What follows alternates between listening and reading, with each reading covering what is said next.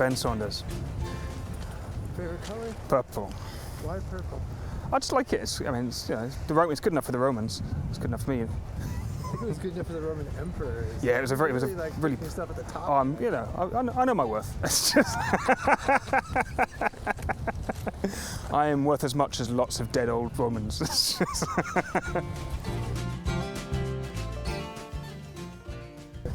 Well, so I've been working with Waggonway Group for the last 4 or 5 years, I think, overall. It started out as part of something Wessex were doing as a help to them and supply expertise and equipment, but it's just carried on because it's good fun. It's a really nice project. It's something I'm interested in with the tie-in of industrial heritage and maritime heritage that comes through the Waggonway Project. And for the last year, we've also been working with them as our project partners for the Kirkcaldy Harbour Conservation Management Plan, which was Historical Environment Scotland funded. So this is sort of like my way of saying thank you to them for all the help they've given me on that, and also it's just a really nice and interesting project. So I've been roped in by my father-in-law, who is involved with the Waggonway.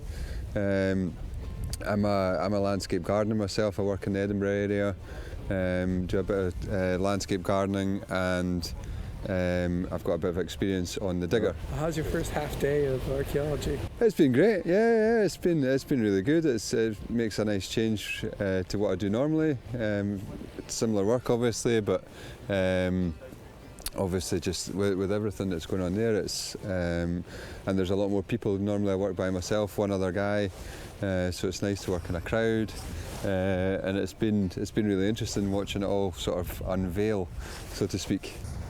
I think we were there for the first excavation. I think when they did the harbour excavation, they were just doing a couple of little pits on the first original salt pan, and investigating the first sort of elements of Waggonway that they found in the harbour, which I think was 2016, might have been 2017. I can't remember. All the years have merged into one, to be honest.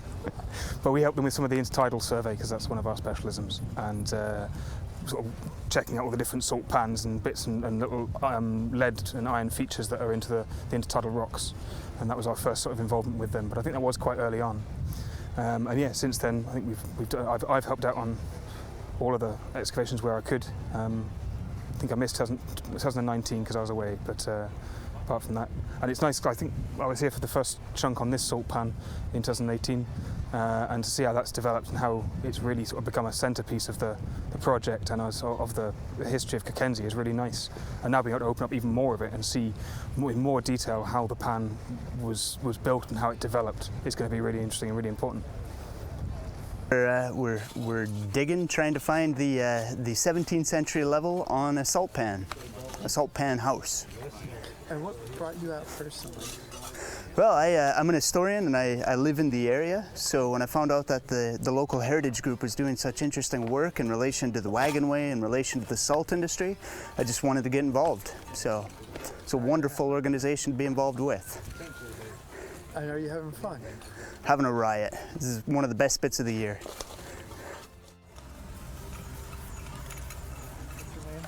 My name is Craig Brown.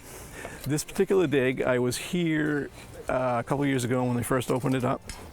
I do, in my other life, do historical archaeology and industrial archaeology, although my specialty is battlefields.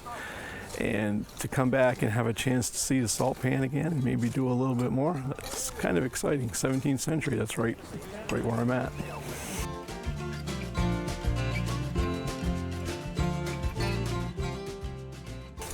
Are you having a good time? I'm having a great time. Thesis is done, all the pressure is off. I can just come out and excavate like one of the gang and not have to do any of the high level thinking. And it's great. It's a great break.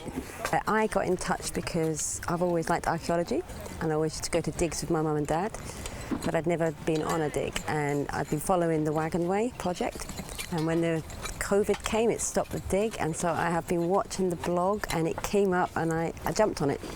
Yeah, I just wanted to go and have some time out doing some community stuff basically, because I've only lived here 18 months.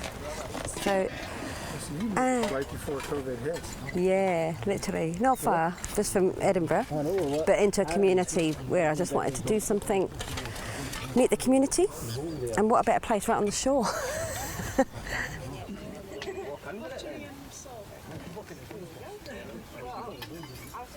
Yeah, so it's the first time I've met everybody as well.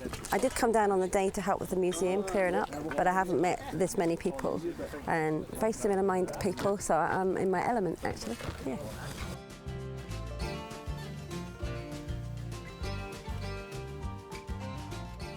I'm a member of the 1722 Waggonway group, one of the founding members of it actually, and we set up the group on the basis that we were going to investigate the Waggonway, but we always had an interest in the salt pans because they're so closely related.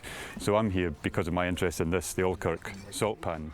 I'm a member of the Waggonway Project. I've been involved with the group for 3 or 4 years now.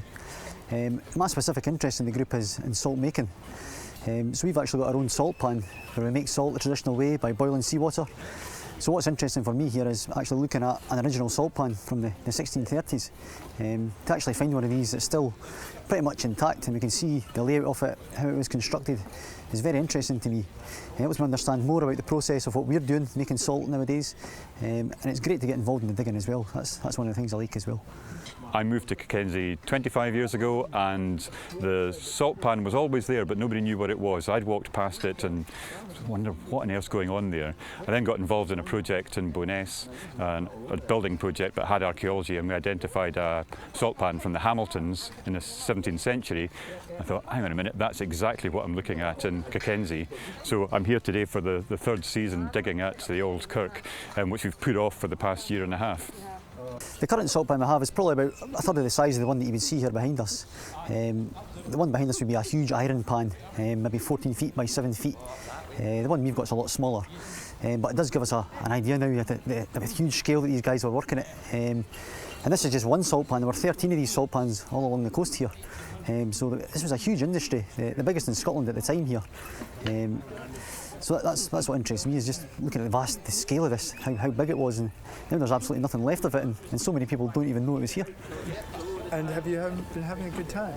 Yeah, I've had a fantastic time. There's nothing better than getting stuck in and digging and actually scraping away and finding the building. It's great to see it all coming together gradually.